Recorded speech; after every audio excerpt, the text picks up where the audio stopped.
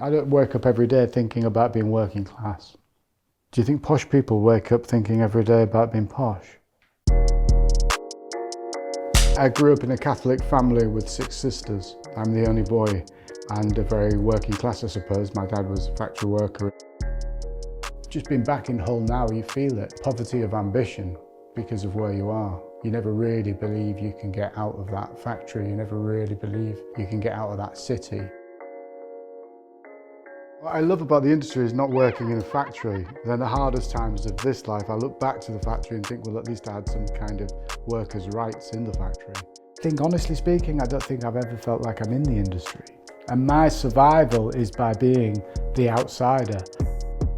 You carry a kind of label quite quickly, how you speak or how you behave, or he used to work in a pea factory.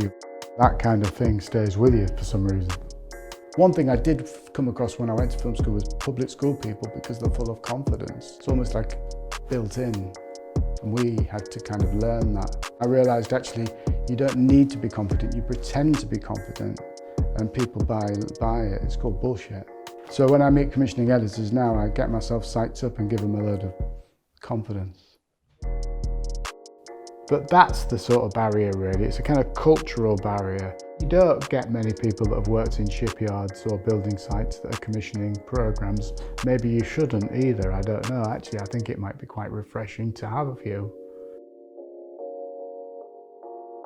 To even start thinking like that, you start having a chip on your shoulder. So I kind of back away from those thoughts a bit. But I do sometimes come out of it and think, you know, is that because they're speaking to me, or you know, they expect you to do it for a certain price, but they would never expect somebody else to do it.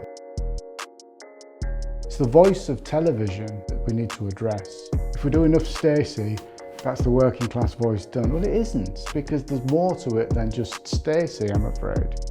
When I made those films in Hull, I remember my mates saying, you know, what's lovely is you get a 3-dimensional view of working class people. Things that middle class people somehow miss when they fly in to a council estate, grab a fighting drama, usually that they've prescripted scene that they want in their head, instead of something that's sourced from somebody that lives in a community that understands the nuances. And I think that's what's missing.